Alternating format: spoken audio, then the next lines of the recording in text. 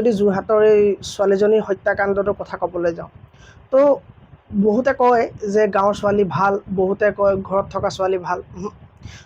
ঘৰত থাকিলেও ভাল, বাহিৰত থাকিলেও ভাল, হোটেলত থাকিলেও ভাল, য'তেই থাকিলেও ভাল, যি ভাল সেই ছোৱালীজনী ভালেই হ'ব।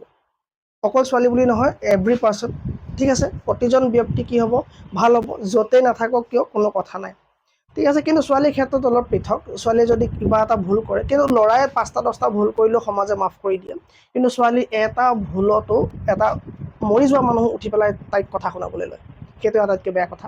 পৰিয়ালৰ লগত বহুত সংঘাতত লিপ্ত হ'ব লগা হয়, ঠিক আছে। তো আপোনালোকে বা তোমালোকে যিসকল ছোৱালী আছা, তোমালোকে এই পঢ়ি থকা জীৱনটো অলপ নিজক সাৱধানে ৰাখা। দিন তুমি বিচৰাৰ দৰে বা তুমি ভবাৰ দৰে দিন নহয়, যে কাৰ মনত কি আছে তুমি একো নাজানা, ঠিক আছে। তো এই হত্যাকাণ্ডটো কিয় হ'ব লগা হ'ল? ইমান সৰু ছোৱালী এজনী, ইমান ধুনীয়াকৈ পঢ়ি থকা বয়সত তেওঁ ইমানখিনি কাহিনী আমি শুনিবলৈ পালোঁ। সঁচাই হওক মিছাই হওক কাহিনী পিছৰ কথা, যিটো আমি নিউজত দেখিছোঁ, ষ্টৰি আমাৰ ওচৰত আহিছে, তো সেইখিনি ফালৰ পৰা যদি ক'বলৈ যাওঁ, তো কোনো ছোৱালী এনেকুৱা হোৱাটো আমি নিবিচাৰোঁ, ঠিক আছে।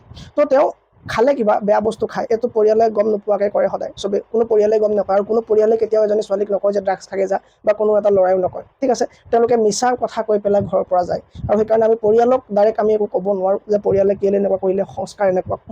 যেনেকৈ কোনো ৰান্ধনীয়ে নিজৰ খানা বেয়া হোৱাটো নিবিচাৰে। তোমাৰ ঘৰত মায়ে ভাত বনায়, দালি বনায়, চব্জি বনায়, তুমি সেয়া দালি ভাত বা চব্জি তুমি ঠেলি পেলাই গুচি আহা, যে এইবোৰ কি বেংক বনাইছোঁ বা এইবিলাক কি অদৰকাৰী খানা বনাইছোঁ, তুমি তেনেকৈ কৈ পেলাই গুচি আহা। তুমি ভাবাচোন, কোনোবা এজনী ৰান্ধনীয়ে ভাবিবনে যে খানা মই বেয়াকৈ বনাম বুলি?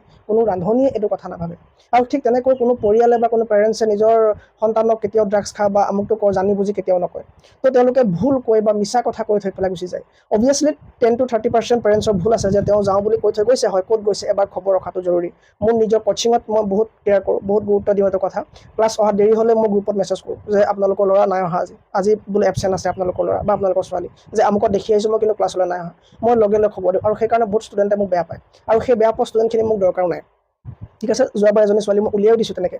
তো সেইবিলাক আমি অৰ্থাৎ টিচাৰ্ছে অকল পঢ়োৱা দায়িত্ব হ'ব নালাগে, আৰু পেৰেণ্টছে অকল পইচা যোগাৰ ধৰি ফোন এটা কিনি দিয়ে যে দায়িত্ব সামৰিব নালাগে। আৰু মই ভাবোঁ ফোনটো বহুত বেছি ইউজ এতিয়া নাই, আৰু ফোনটোৱে বহুত বেছি দিগদাৰ কৰিছে। অকল ষ্টুডেণ্টকে নহয়, আমাৰ নিচিনা মানে এইজৰ মানুহক ফোনটোৱে বহুত বিপথে পৰিচালিত কৰি আছে। তাৰমানে মই এইটো ক'ব খুজিছোঁ যে আমাৰ কৰিবলগীয়া কাম বহুত থাকি গৈছে। ৰিলচবিলাকে, আমাৰ ষ্টৰিবিলাকে, যিবিলাক আমি চাই থাকোঁ ৰিলচত, হয় নাই? তো সেইবিলাক চাই তুমি চাবাচোন, গধূলি শোৱাৰ আগে আগে তুমি আজি কিমানটা ৰিলচ চালা, তুমি হিচাপ কৰিব নোৱাৰা। তো সেইবিলাক সময় তোমাক এনেই গ'লনে? তোমাক সেইবিলাক সময় কিবা বেক, কিবা ৰিটাৰ্ণ, কিবা ভেলিউ দিবনে? একো বস্তু নিদিয়ে।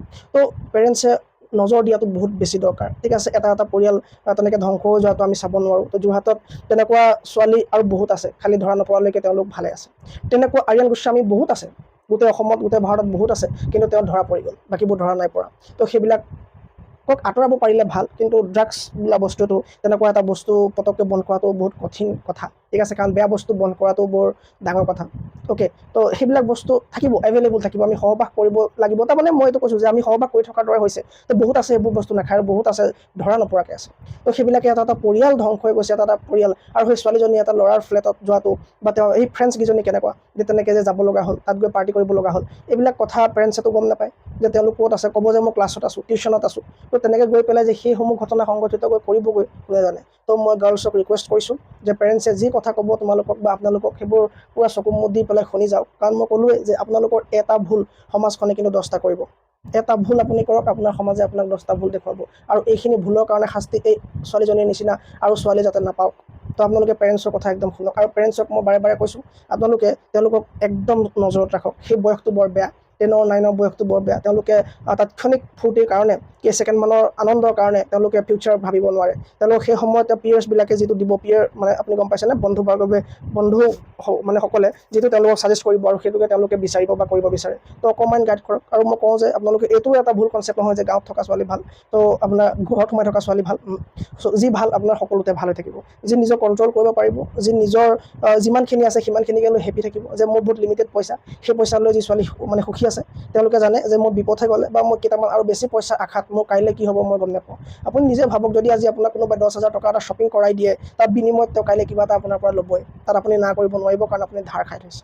আৰু সেইটোৰ পৰা একদম সাৱধানে থাকক, পঢ়ক, নিজক বনাওক। যিসকল চাকৰিৰ কাৰণে প্ৰিপেৰেশ্যন কৰি আছে, তেওঁলোকে জবৰ কাৰণে ভালকৈ পঢ়ক, আমি আছোঁ, ঠিক আছে। তো সহায় কৰিম সকলো ফালৰ পৰা।